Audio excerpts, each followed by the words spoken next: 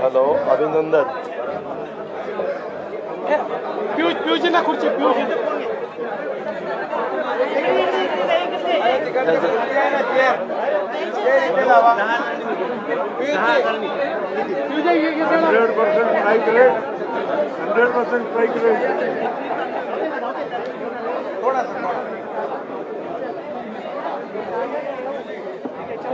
आणखी पंकजा ताईला लाव.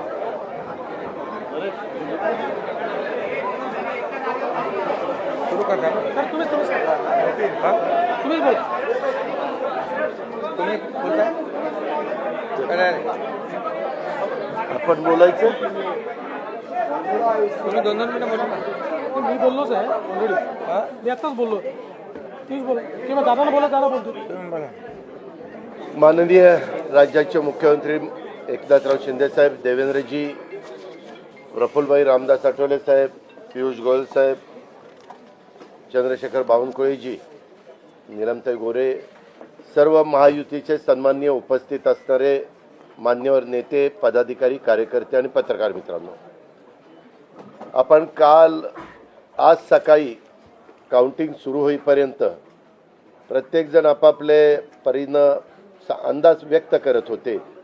काल तर मी स्वतः वेगवेगळ्या चॅनलला बघत होतो, म्हणजे आम्ही तिघं कशातच नसल्यातच जमा होतो. बाकीच्यांच्या गाड्या फिरवणं, ड्रायव्हिंग करणं, इकडं जाणं तिकडं जाणं, इतकं काही सुरू होतं की आम्ही पहिल्यांदा 250च्या पुढं जाऊ आम्हाला वाटत होतं. कालचं सगळं बघितल्यानंतर आम्हाला वाटायला लागलं की आपण कुठंतरी खाली जातोय का काय. परंतु महाराष्ट्रातल्या जनतेने विकासाकडे बघून महायुतीला प्रचंड अशा प्रकारचं जे यश प्राप्त करून दिलंय, त्याबद्दल महाराष्ट्रातल्या तमाम जनतेचं महायुतीच्या वतीनं व्यक्तिशः माझ्या वतीनं मी त्यांना मनापासून धन्यवाद देतो, मनापासून आभार मानतो. सगळेच कार्यकर्ते राबले, उमेदवार राबले, सगळे सहकारी घटक पक्षाचे, मित्र पक्षांचे सगळे आमचे सहकारी त्याच्यामध्ये स्वतःला झोकून दिलं आणि सगळ्यांनी ही निवडणूक आपली स्वतःची निवडणूक आहे असं समजून त्या ठिकाणी कामाला लागले. आमच्या ज्या योजना होत्या, योजनांच्याबद्दल बरेच थोडीशी चेष्टा मस्करी करण्यात आली, आम्हाला त्याच्यामध्ये दोष देण्यात आला, आमची थोडंसं टीका टिप्पणी करण्यात आली की राज्य कंगाल केलं, अमुक झालं तमुक झालं. परंतु नंतर त्यांचे जाहीरनामे बाहेर आल्यानंतर आम्हाला ते दिसलं की हे काय चाललेलं आहे, कसं चाललेलं आहे, कुठलाही हिशोब न ठेवता अशा प्रकारचे जाहीरनामे बाहेर आले आणि आपण सगळ्यांनी त्या ठिकाणी पाहिलं. आम्ही मुळात काय केलं, लोकसभेच्या निवडणुकीच्या निमित्तानं आम्हाला मोठं अपयश आलं. म्हणजे महाराष्ट्रामध्ये आम्हाला तिघांनाही वाटलं नव्हतं की बाबा अशा प्रकारचं आपल्याला अपयश मिळेल, परंतु ते मिळालं. आम्ही ते मान्य केलं, त्याच्यातून आम्ही पुन्हा सावरण्याचा प्रयत्न केला. अर्थसंकल्प सादर करत असताना आम्ही सरकारमध्ये तिघांनी मिळून काही योजना जाहीर केल्या. त्या योजना इतक्या पॉप्युलर झाल्या, त्याच्यामध्ये लाडकी बहिणा म्हणजे गेम चेंजरच ती योजना झाली. अंडर करंट असा का बहिणींनी दाखवला की मी सगळे उताने पडले, सगळे आडवे झाले. एक माझं स्वतःचं स्पष्ट मत आहे, प्रत्येकाची वेगवेगळी मतं असू शकतात आणि उलट आमच्यावर आता जबाबदारी वाढलेली. कारण एवढ्या प्रचंड बहुमताने, म्हणजे मी तर जसा राजकारणात आलोय तसं 222 आणि 225 महायुतीला किंवा कुठल्याही आघाडीला महाराष्ट्रामध्ये तरी कधी असं यश मिळालेलं माझ्या तरी पाहण्यात नाही, माझ्या तरी ऐकवत नाही. कदाचित पूर्वीचा काळ वेगळा काँग्रेसचा असेल, त्यावेळेस कधी झालं असलं तर माहिती नाही, परंतु बाकीचे विरोधक नगण्य होते त्यावेळेसची गोष्ट. परंतु अलीकडच्या काळामध्ये जसं आम्हाला समजतंय तसं तर एवढं प्रचंड यश हे पहिल्यांदाच मिळालेलं यशाने आम्ही हुरळून पण जाणार नाही आणि आम्ही अतिशय जमिनीवर पाय ठेवून आता म्हणजे जसे जसे ते आकडे आम्हाला दिसत होते तसे तसे तसे फायनान्सच्या गोष्टी माझ्या डोळ्यासमोर येत होत्या. मी देवेंद्रजींना पण फोन केला तेव्हा म्हटलं देवेंद्रजी खूप काही काम करावं लागेल. एकनाथरावजींना पण तसं सांगितलं की फार आर्थिक शिस्त आपल्याला त्याच्यामध्ये आणावी लागेल आणि आम्ही आणू. त्याच्यात आम्हाला हे नवीन नाही आहे. आम्ही सगळे अनुभवी माणसं आहोत. आम्हाला त्याच्यामध्ये कुठली काही अडचण नाही. आणि शिवाय आमच्या पाठीशी केंद्र सरकार आहे. तो आम्हाला खूप मोठा एक आधार आहे. एक आमच्या पाठीशी एक मोठा भक्कम अशा प्रकारचा भरोसा आहे. आणि त्याच्यामुळं ह्या सगळ्या ज्या काही गोष्टी झालेल्या आहेत, आता विरोधक टीका करतात की बाबा बॅलेट पेपरनी घ्यायला पाहिजे होतं. मग बॅलेट पेपरने लोकसभेला पण घ्यायला पाहिजे होतं. लोकसभेचा निकाल लागला की तो बरोबर, आणि इथला निकाल लागला की मग बॅलेट पेपर यायला पाहिजे. मग मशीन काय EVM बरोबर नाही असं नाही चालत. आता झारखंड पण आमच्या हातनं गेलंच ना. आम्ही कुठं काय म्हणतो, ठीक आहे, त्या जनतेने कौल दिलेला आहे. तशा पद्धतीनं महाराष्ट्रातल्या आणि विशेषतः महाराष्ट्रामध्ये बऱ्याचदा आपले जे 6 रिजन आहेत ना, मराठवाडा, विदर्भ, पश्चिम महाराष्ट्र, कोकण, मुंबई, अशा सगळ्या वेगवेगळ्या रिजनमध्ये, नाशिक, सगळीकडेच तुम्ही बघितलं तर सगळीकडे महायुती जोरात चालली. असं कुठं नाही की मागच्या वेळेस कसं झालं, आम्हाला झटका दिला तो मराठवाड्याने दिला. आमची एकच जागा त्यावेळेस भुमरे साहेबांची आली संभाजीनगर सिटीतली. बाकीकडे सगळीकडे आम्हाला दारुण पराभवाला सामोरं जावं लागलं. आणि तसं ह्या वेळेस झालं नाही. तुम्ही जर अंदाज घेतला तर सगळीकडेच चांगल्या प्रकारे महायुतीला यश मिळालं. काही जागा गेल्या त्या फार थोड्या मतांनी त्या बाबतीमध्ये गेलेले आहेत, असंही चित्र. आणि मीडियावाल्यांनो, मला एक तुम्हाला इलेक्ट्रॉनिक पण आहे, प्रिंट पण मीडिया आहे, मला एक कळत नाही, तुम्ही खऱ्या बातम्या देत चाला ना. जे खऱ्या देत नाही त्यांना मला म्हणायचं, तुम्ही बाकी सगळे खऱ्या बातम्या देतात, त्याच्याबद्दल दुमत नाही. पण मी TV चालू केलं आणि अजित पवार पोस्टल बॅलेटमध्येच मागं. मी विचारतोय तिथं फोन करून, ते म्हणले नाही दादा आपण पुढं आहे. आता माझं लीड 1,02,000 मताधिक्य मी मिळवलंय आणि खुशाल तुम्ही दाखवताय अजित पवार मागं, अजित पवार मागं. मग काही जण म्हणलं का रे असे दाखवतायत, TRP त्याच्याशिवाय वाढत नाही. अरे तुमच्या TRPला आम्हाला का मातीत घालताय, आमची का बदनामी करताय. त्याच्यामध्ये मी नंतर पुन्हा अधिकाऱ्यांच्याकडनं माहिती घेतली की नक्की पोस्टल बॅलेट किती झाले. पोस्टल बॅलेटमध्ये पण आम्ही पुढं होतो आणि रेग्युलर मतदानामध्ये पण पुढं होतो. सांगायचं तात्पर्य की बाबा तुमच्यावर सगळ्या चॅनलवर जनतेचा एवढा विश्वास आहे, म्हणजे विश्वास नाही ते सकाळच्या 9 वाजताच्या भोंग्यावर विश्वास नाही, पण बाकीच्यांवर फार विश्वास आहे. माझं एवढंच म्हणणं आहे की खऱ्या बातम्या दिल्या तर काही वाईट होणार नाही. पण खूप चांगलं यश मिळालं. अजून पण काही काउंटिंग चालू आहे, काही ठिकाणी रिकाउंटिंग मागितलेलं. ठीक आहे, तो त्यांचा प्रत्येकाचा अधिकार आहे. पण खरोखरीच सगळ्याच राज्यातली जबाबदारी महायुतीवर वाढलेली आहे आणि त्या उलट आम्हाला अधिक जास्त बारकाईनं इथून पुढं काम करावं लागणार आहे. कारण एवढं दैदिप्यमान यश या सगळ्यांनी मिळवून दिलेलं आहे आणि जनतेचे मानावे तेवढे आभार कमीच आहेत. म्हणजे काय आता त्यांच्याकरता, म्हणजे त्यांच्या ऋणातच आम्ही राहू इच्छितो. आणि 5 वर्ष अक्षरशः अतिशय एकोप्याने ही युती शेवटपर्यंत कशा पद्धतीनं काम करेल आणि जनतेने टाकलेल्या विश्वासाला कुठल्याही परिस्थितीमध्ये तडा जाऊन दिला जाणार नाही. अतिशय चांगल्या पद्धतीनं राज्याच्या सर्वांगीण विकासाच्या करता जसं आम्ही विकास हा केंद्रबिंदू मानून पुढं गेलो, तशाच पद्धतीचं काम हे इथून पुढच्या काळामध्ये देखील महायुतीच्या वतीनं त्या ठिकाणी चालेल, अशा प्रकारची खात्री मी आपल्या पत्रकार मित्रांना पण देतो आणि आपल्यामार्फत महाराष्ट्रातल्या तमाम जनतेला देतो. पुन्हा एकदा मतदार बंधू भगिनींचं, सर्वांचं, मीडियाचं, इलेक्ट्रॉनिक, प्रिंट, सर्वांचं मी मनापासून आभार मानतो, मनापासून धन्यवाद देतो. धन्यवाद. अरे मराठी मातृभाषा अभिजात भाषेचा दर्जा आत्ताच दिलाय ना, लगेच विसरायला लागला. नाही ते दिल्लीत बोलतात. मी माझी भावना मगाशीच मांडली आहे की केवळ आत्ता एवढंच सांगेन की महाराष्ट्राच्या जनतेसमोर आम्ही नतमस्तक आहोत. जनतेने ज्या प्रकारचा विजय दिलेला आहे, खऱ्या अर्थानं हा विजय एक प्रकारे आमची जबाबदारी वाढवणारा विजय आहे. देशाचे प्रधानमंत्री मोदीजींवर महाराष्ट्राने दाखवलेला विश्वास आहे आणि त्यामुळे आता आम्हाला खूप काम महाराष्ट्रामध्ये करावं लागेल याची आम्हाला जाणीव होते आहे. म्हणून पुन्हा एकदा महाराष्ट्रातल्या सगळ्या मतदारांच्या चरणी आम्ही नतमस्तक होतो आणि त्यांना आश्वस्त करतो की त्यांनी जो विश्वास दाखवला आहे त्या विश्वासाला आम्ही तडा जाऊ देणार नाही. सगळ्यांचे अतिशय मनापासून आभार.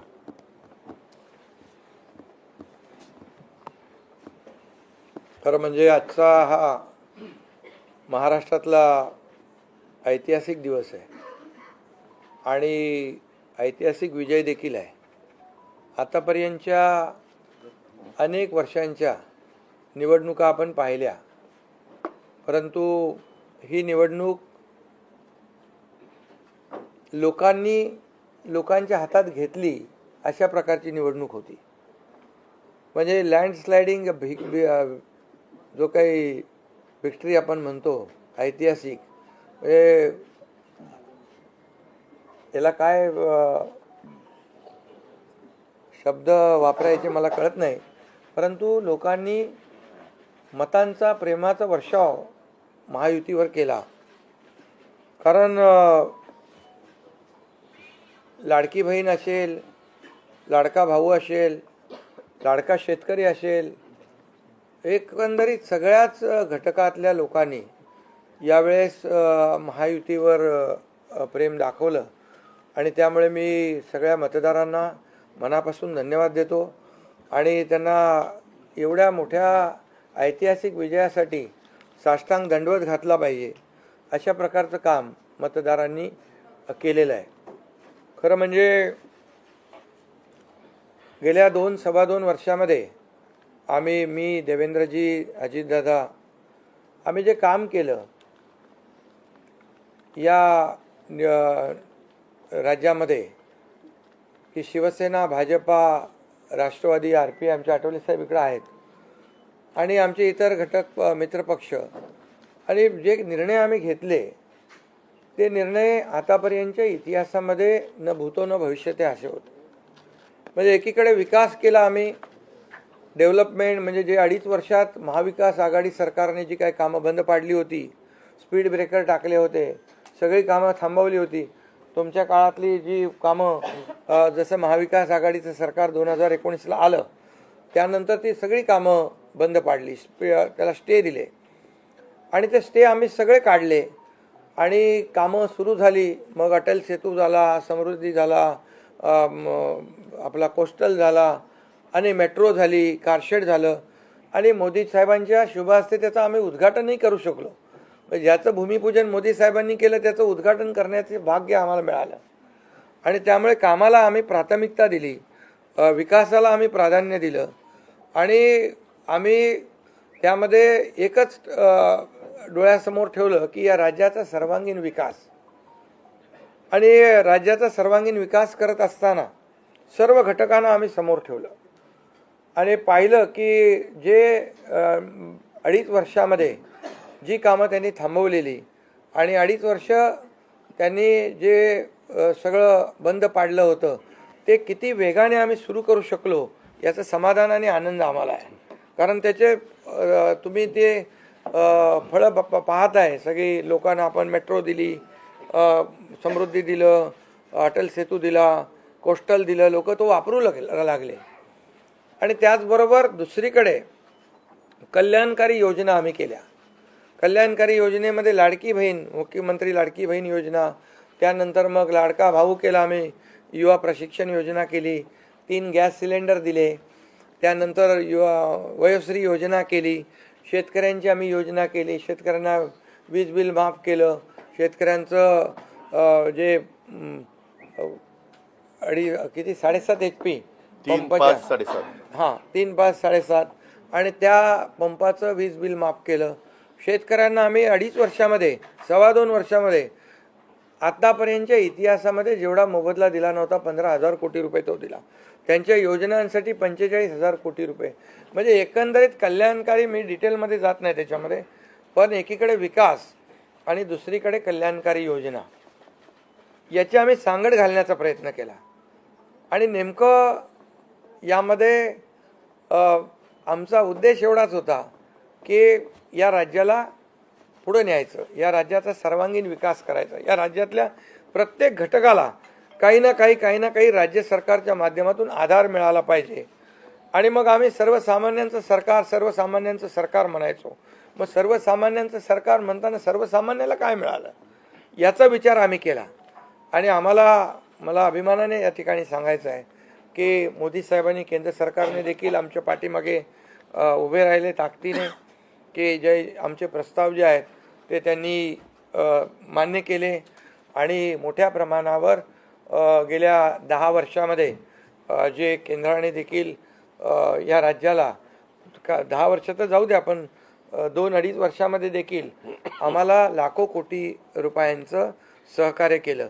त्यामुळे एक डबल इंजिनचं सरकार देखील या राज्यामध्ये, वेगवान सरकार, गतिमान सरकार, निर्णय घ्यायला धडाधड निर्णय घेतले आम्ही. त्यामुळे 2.5 वर्षात सिंचन प्रकल्प 4 त्यांनी केले महाविकास आघाडीने, आम्ही होतो तिकडे. आणि आता आमच्या वेळेस सुप्रमा 124 सुप्रमा दिल्या. म्हणजे एक फक्त उदाहरण की अशा प्रकारचं काम आम्ही केल्यामुळे या राज्यातल्या जनतेने, सर्वसामान्य माणूस आम्ही केंद्रबिंदू मानला. म्हणजे त्याच्यामध्ये महिला आहेत, गरीब आहे, युवक आहे, शेतकरी आहे, यांना आम्ही केंद्रबिंदू मानून काम केलं आणि त्यांच्यासाठी आम्ही योजना केल्या. काय आमच्यावर आरोपही झाले, एका रेवड्या बाटण्या काय काय काय म्हणजे तुम्ही हे वाटप सुरू केलं आहे, बहिणींना विकत घेताय का, काही लाच देताय का, या सगळ्या गोष्टीला आम्ही सामोरे गेलो. कोर्टामध्ये काही लोक गेले ही योजना बंद करण्यासाठी. आणि म्हणून लाडकी बहीण योजना जी आहे, त्याचबरोबर शासन आपल्या दारी, आम्ही याच्यापूर्वी शासन आपल्या दारी आम्ही केलं. डायरेक्ट तेव्हाही योजना होत्या, पूर्वी लाभही होते, सगळं होतं, परंतु लोक कंटाळून ते योजनांचा लाभ घेण्यापासून वंचित राहत होते. आम्ही 5 कोटी लोकांना त्याचा लाभ दिला, शासन आपल्या दारी. आणि आपल्या लाडकी बहीण योजना, यामुळे एकंदरीत लोकांनी विश्वास ठेवला की हे देणारं सरकार आहे, हे फक्त बोलणारं सरकार नाही आहे. आणि म्हणून देणारं सरकार आहे याच्यावर विश्वास ठेवला आणि कल्याणकारी योजना ज्या केल्या आम्ही फक्त बोललो नाही, तर 5 इन्स्टॉलमेंट लाडक्या बहिणींच्या खात्यात टाकले सुद्धा. आणि आम्हाला माहीत होतं हे विरोधक सावत्र भाऊ आमच्या या नोव्हेंबरच्या पैशामध्ये अडकाटी आणतील, म्हणून आम्ही ऑक्टोबरमध्येच आचारसंहिता लागायच्या अगोदर नोव्हेंबरचे पण पैसे दिले. कारण शेवटी आम्ही देण्याची नियत आमची आहे, नियत साफ आहे. कारण आम्ही फक्त कागदावर योजना ठेवायच्यासाठी केलं नाही. आणि त्यामुळे एकंदरीत या राज्यामध्ये सर्वसामान्यांचं सरकार सर्वसामान्यांसाठी काहीतरी करतंय ही भावना प्रत्येकाच्या मनामध्ये निर्माण झाली. आणि आम्ही म्हणालो कॉमन मॅन. आता कॉमन मॅनने आम्ही ठरवलं की त्यांच्या जीवनामध्ये काही बदल घडवून, चांगले दिवस आणून त्याला सुपरमॅन करायचं. पण त्यांनी आम्हाला या निवडणुकीत सुपरमॅनसारखं काम करून दाखवलं आणि एवढं भरभरून त्यांनी आशीर्वाद दिले की लोकांनी एवढंच आहे की यामध्ये बऱ्याचशा गोष्टी स्पष्ट झाल्या. लोकांनी कल्याणाचं आणि विकासाचं राजकारण स्वीकारलं. लोकांनी सुडाचं, आरोपाचं, द्वेषाचं राजकारण झिडकारलं. आणि म्हणून 2 निवडणुका ज्या लोकसभेमध्ये पण आणि लोकसभेत फेक नरेटिव्ह वगैरे सगळं केलं, काय काय केलं, संविधान बदलणार वगैरे, सगळ्या जातीमध्ये भीती निर्माण केली, प्रत्येकाला घाबरवलं. तरीसुद्धा एवढं होऊन पण प्रधानमंत्रीपदी मोदी साहेबच बसले. आता ते म्हणाले जनतेच्या दरबारात जाऊ, आम्ही जनतेच्या दरबारात जाऊ, लोकसभेच्या वेळेस पण गेले. पण शेवटी एवढं करून, एवढं सगळं खोटं नाटं सांगून, लोकांना घाबरवून पण प्रधानमंत्रीपदी शेवटी मोदी साहेब बसले. आणि आताही म्हणाले आम्ही जनतेच्या दरबारात जाऊ. आता जनतेने त्यांना जो काय मॅन्डेट द्यायचा तो दिलेला आहे. आणि त्यामुळे जनतेने पूर्णपणे विकासाला आणि कल्याणकारी योजनांना स्वीकारलेला आहे. यामध्ये लोक रोज आमचं सरकार स्थापन झाल्यापासून रोज सरकार पडणार रोज आम्हाला 3-4च शब्द ठेवले होते त्यांनी. ते शब्द तुम्हाला माहीत आहे, मी ते परत त्याचा उच्चार करू इच्छित नाही. पण 4था शब्द होता का? नाही. पण आम्ही त्याला आरोपाने उत्तर नाही दिलं. आम्ही कामातून उत्तर दिलं त्याला. आणि कामातून उत्तर दिलं आणि ते काम लोकांना भावलं की बाबा हे काम करणारे लोक आहेत आणि काम सर्वसामान्य लोक आहेत. मी स्वतःला काय समजायचो, CM म्हणजे चीफ मिनिस्टर, मी म्हणायचो कॉमन मॅन आहे. आता कॉमन मॅनमध्ये मी जायचो. आता आमचे दोन्ही उपमुख्यमंत्री दोन्ही आम्ही 24/7 काम करत होतो. आणि याच्यामुळे घरी बसून सरकार चालवता येत नाही. फेसबुकवरून सरकार चालवता येत नाही, हे स्पष्ट झालेलं आहे. आणि म्हणून आम्ही लोकांच्या, बाळासाहेब सांगायचे, कार्यकर्ता घरात नाही लोकांच्या दारात शोभून दिसतो. शासन आपल्या दारी आम्ही घेऊन गेलो, शासन आपल्या दारी घेऊन गेलो आम्ही. आणि म्हणूनच आज बाळासाहेबांच्या विचारांनी आम्ही सरकार स्थापन केलं 2019ला मोदी साहेबांच्या आशीर्वादाने. आणि 2019ला जे सरकार स्थापन व्हायला पाहिजे होतं ते सरकार स्थापन झालं नाही, ते लोकांनी बरोबर लक्षात ठेवलेलं आहे. लोक ते विसरलेले नाहीत. आणि म्हणून या निवडणुकीत देखील कोण कुठल्या पक्षाचा, आता तुमचा कुठला पक्ष आहे? तुमचा राष्ट्रवादी घड्याळ. आता तो कोणाचा आहे ते लोकांनी ठरवलं. आणि शिवसेना कोणाची आहे तेही ठरवलं. ते ठरवलं आणि लोकांनी ते ठरवलं. त्यामुळे आता बऱ्याचशा गोष्टी त्या स्पष्ट झालेल्या आहेत, बऱ्याचशा गोष्टी स्पष्ट झाल्या. आणि मला समाधान आहे की 2019ला 56 जागा आल्या होत्या आणि त्या 56 मला वाटतं आताही 56 जागा आल्या, अजून चालू आहे. पण एकंदरीत आत्ताच्या पर्यंत म्हणजे विकासाला लोकांनी महत्त्व दिलं. मोदीजींनी, आता अमित भाई असतील, नड्डाजी आहेत, तिथं पियुषजी आहेत, केंद्रीय मंत्री आपले भूपेंद्रजी आहेत, राजनाथ सिंगजी, बऱ्याच सगळ्या लोकांनी, आठवले साहेब तर आपल्या सोबतच आहेत, आठवले साहेब सोबत 100%. तर एकंदरीत आपण सगळ्यांनी या निवडणुकीमध्ये एकत्र येऊन काम केलं. आता एकत्र येऊन काम केलं, आता त्याच्यामध्ये काही लोकांनी म्हणा त्याचा अर्थ वेगवेगळा काढला. मोदी साहेब म्हणाले एकत्र या, विकासासाठी एकत्र या. आता लोकांना आवाहन केलं, जसं आम्ही काय त्याच्यामध्ये जातीपाती धर्माचा उल्लेख केला नाही, पण मतदानासाठी एकत्र या, विकासासाठी एकत्र या, या राज्याला पुढे घेऊन जाण्यासाठी एकत्र या, असं आवाहन करणं काय चुकीचं आहे. आणि लोकांनी ते एकत्र येऊन एकजुटीचं दर्शन या निवडणुकीमध्ये घडवलं. आणि मतांची टक्केवारी वाढली, मतदानाची टक्केवारी वाढली, महिलांच्या, आमच्या लाडक्या बहिणींच्या टक्केवारी वाढली. आतापर्यंत महिलांचं टक्केवारी कमी असायची पुरुषांपेक्षा, पण यावेळेस ती टक्केवारी जास्त आहे. आणि म्हणून लाडक्या बहिणी आमच्या ज्या आहेत त्या लाडक्या बहिणींनी सावत्र भावांना चांगला जोडा दाखवलेला आहे. आणि आम्ही म्हणायचो ना, खोडा घालणाऱ्यांना जोडा दाखवा. तर एकंदरीत ही निवडणूक जी आहे, ही निवडणूक विकासाच्या अजेंड्यावर, कल्याणकारी योजनांच्या ह्याच्यावर आणि जे विचार आहेत, आज आमचे शिवसेना म्हणून बाळासाहेबांचे विचार आहेत, दिघे साहेबांची शिकवण, मोदीजींची जे काही जो त्यांचा सपोर्ट आहे, केंद्राचा सपोर्ट आहे, या सगळ्या गोष्टी ज्या आहेत या निवडणुकीमध्ये कामी आले. शेवटी लोकांना काय पाहिजे? लोकांना शिव्याशाप नको आहे, लोकांना आरोप प्रत्यारोप नको आहे, लोकांना सुडाचं राजकारण नको आहे. लोकांना हवं आहे डेव्हलपमेंट हवं आहे आणि विकास आणि विकास यावर आम्ही भर दिला.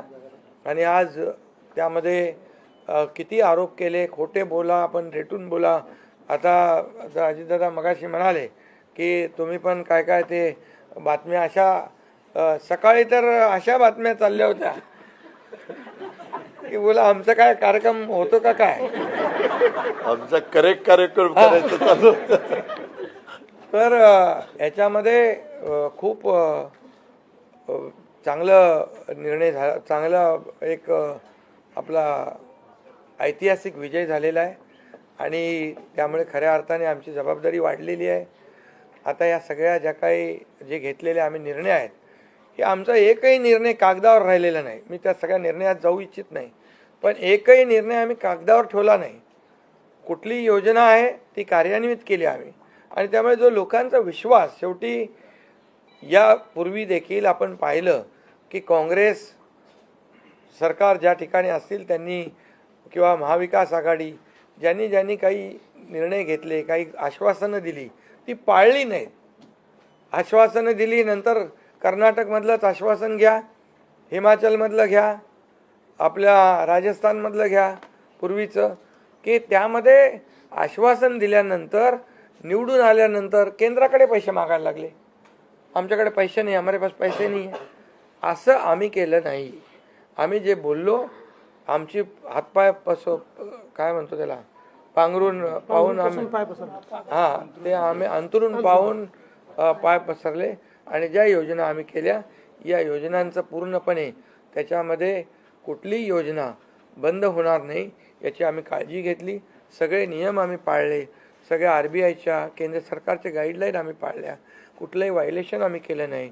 आर्थिक दृष्टिकोनातून जे जे काही आम्ही नियोजन करायचं ते केलं.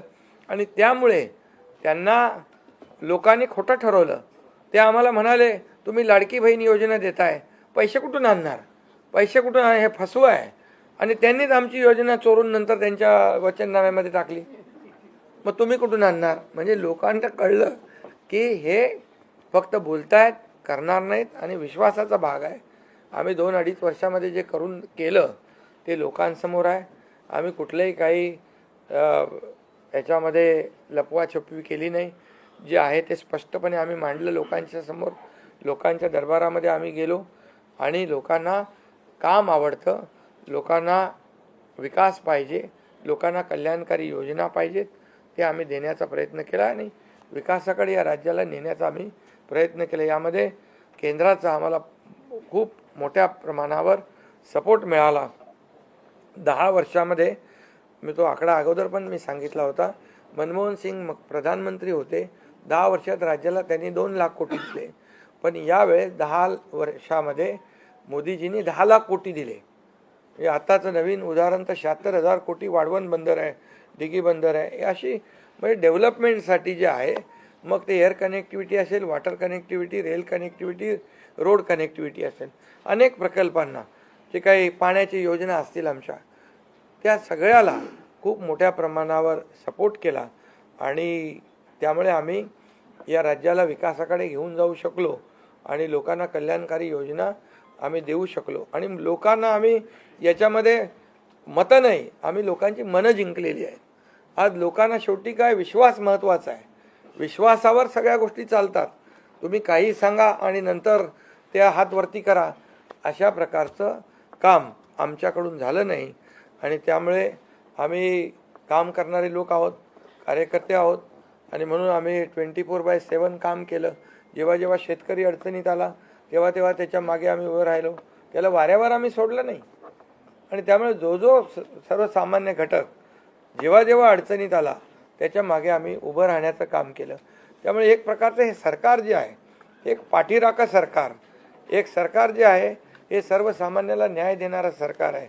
जनतेच्या पाठीमागे ताकदीने उभं राहणार सरकार आहे. जसं आमच्या मागे केंद्र सरकार ताकदीने उभं राहिलं, तसं आम्ही जनतेच्या मागे उभे राहिलो. आणि म्हणूनच आम्हाला हा असा प्रचंड दैदिप्यमान हा विजय मिळालेला आहे. आणि आम्ही या विजयाचं श्रेय जे आहे आमच्या मतदारांना देतो, जनतेला देतो. जे आमचे महायुतीचे सर्व कार्यकर्ते आहेत त्यांनी मेहनत घेतली आहे त्या सगळ्यांना देतो. आणि म्हणूनच यापुढे जे काही काम आहे या जनतेच्या हितासाठी करणं एवढंच आमची जबाबदारी आहे. त्यामुळे पुन्हा एकदा मी आपल्या सगळ्या पत्रकारांना मनापासून धन्यवाद देतो, आपलेही आभार मानतो. आणि आता इथून पुढे तुम्ही खऱ्या चांगल्या बातम्या दिल्या तर तुमचा TRP वाढत जाईल. आमचे प्रकल्प जे आम्ही सुरू केलेत त्याच्या बातम्या द्या, लोकांच्या फायद्याचे जे प्रकल्प आहेत त्याच्या बातम्या द्या. वाचाळवीरांच्या बातम्या देऊ नका. देवेंद्र जी, एक सवाल ये है कि महाराष्ट्र में पिछले कुछ समय से जाति जाति में लगातार एक दंगा फैलाने की कोशिश हो रही थी. क्या स्थिर सरकार को लेकर की मैंडेट है क्या? दूसरा, वोट जिहाद शब्द आपने इस्तेमाल किया था, इस बार भी ऐसी कोशिश कई जगहों पर हुई थी, उसको कैसा जवाब? मुझे ऐसा लगता है कि प्रधानमंत्री जी ने एक जो नारा दिया था, एक है तो सेफ है, सब समाज को साथ में लाने वाली जो बात प्रधानमंत्री जी ने कही थी, महाराष्ट्र के लोगों ने उसको रिस्पॉन्ड किया है. और महाराष्ट्र के सभी समाजों ने एक साथ मिलकर एक बड़ा मैंडेट हमको दिया है.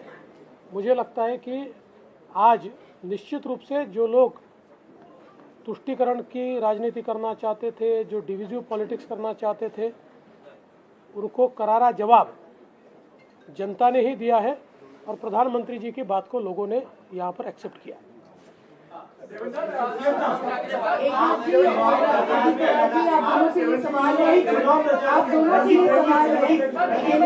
और शिवसेना आप दोनों को लेकर ये आरोप लग रहे थे बार बार, आप दोनों के लिए साथ की लड़ाई थी शिवांगी ठाकुर न्यूज एकता जी और अजित पवार जी की नकली है। क्या आपको लगता है आज के बाद ये आरोप अब जनता ने जवाब दे दिया है, आपकी ओर से क्या जवाब दिया जाएगा, क्योंकि असली और नकली का फैसला जनता ने दिखाया ना अभी आपने पहले ही बोल दिया ना। नहीं, आपकी ओर से जानना चाहते हैं क्योंकि देखिए बार-बार नहीं, देखिए जनता ने आज बता दिया है, असली नकली में मैं जाऊंगा नहीं, लेकिन बाला साहब ठाकरे जी की विचारधारा वाली जो शिवसेना है, शिवसेना भाजपा की गठबंधन वाली जो शिवसेना है, एक विचारधारा वाली शिवसेना आज लोगों ने तय कर लिया है। कौन है, मैंडेट दिया है लोगों ने आज। अभी तो मुझे लगता है वो तो अभी उनको तो हम कैसे रोकेंगे, वो तो और कुछ ना कुछ बोलते रहेंगे, लेकिन जनता की अदालत में जाने के बाद उनको भी दिखाया है और हमें भी दिखाया है।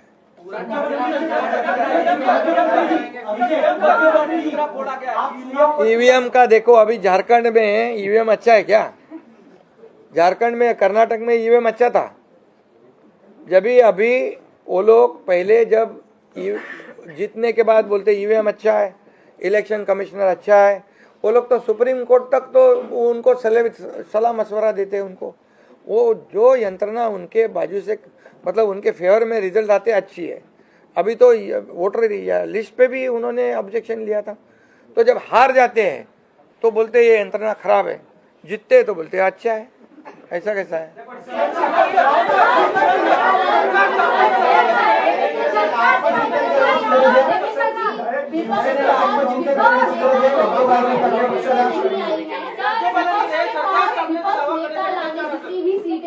तो यही तो देखिए, यही तो मैं बता रहा हूँ कि जनता ने पूरी तरह, मैंने पहले भी कहा था कि पूरी तरह थम्पिंग मेजोरिटी मिलेगी। ये पूरा लैंडस्लाइड विक्ट्री है ये पूरी तरह। अभी ये जनता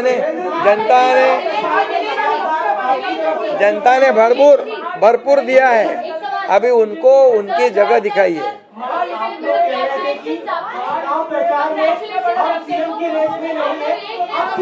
मुख्यमंत्री बनने वाला है, ऐसे में तीनों में कुर्बानी कौन देगा, इसको लेकर बताइए।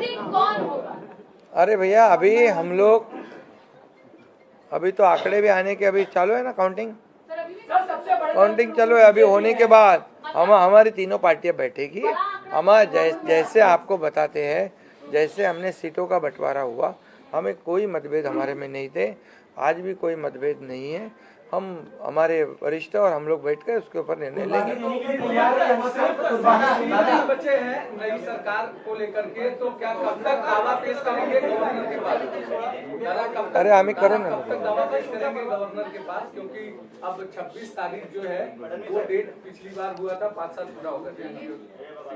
समय पे सब बराबर होगा। पहले तो तीनों पार्टियां अपना अपना नेता चुनती है। अभी रिजल्ट ही आने का है। रिजल्ट आने के बाद सारे एमएलएस को बुलाना पड़ता है, अपने अपने पार्टी का नेता चुनते हैं, उसके बाद ये प्रक्रिया होती है। आप बिल्कुल चिंता मत करिए, तीनों पार्टियां साथ में बैठकर और अठौली जी का भी मशवरा हम लेंगे और इसका निर्णय करेंगे।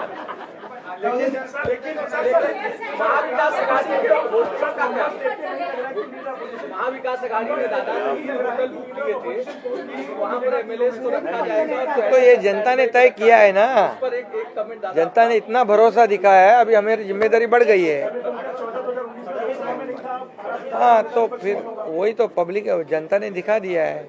जनता ने पूरा विश्वास दिखाया, तो हम पूरे विश्वास के साथ अभी काम करेंगे। सीएम साहब 3 होटल महाविकास अघाड़ी ने बुक किए थे, कल से 3 होटल महाविकास अघाड़ी ने बुक किए थे और कल रात में 3 बार मीटिंग हुई कि यहाँ पर हमने एक भी मीटिंग नहीं करी थी, हम लोग शांत बैठे थे। हमने मीटिंग भी नहीं करी थी और होटल भी बुक नहीं किया था, क्योंकि हमें मालूम था थम्पिंग मेजोरिटी मिलने वाली है, इसलिए होटल बुक करें। और उनके आवश्यकता पड़े तो उनके होटल हम मांग लेंगे, उनकी बुकिंग हम ले लेंगे।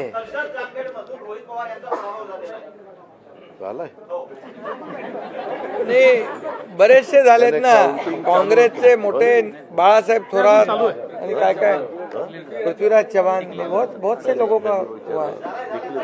विकास लागलेला आहे तरी पण संजय राऊतांचं असं म्हणणं आहे का काहीतरी गडबड आहे. हा लोकांच्या मनातला विकास नाहीये बॅलेटवर निवडणुका घ्यायला संजय राऊतची बडबड आहे त्याच्यामध्ये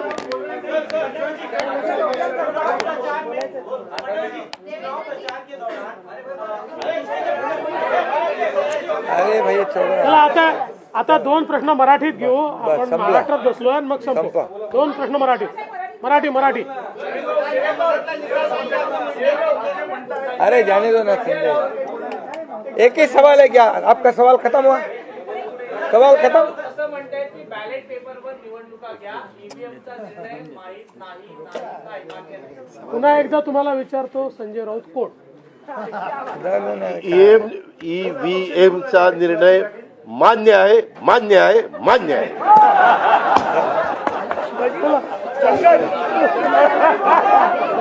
हे बाप रे. आम्हाला फोटो.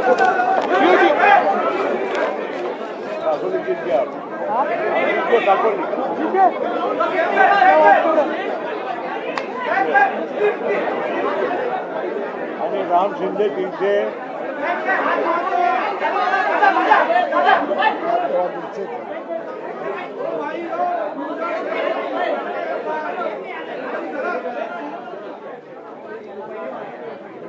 थँक्यू. चलो, थँक्यू. राम शिंदे 354 मतांनी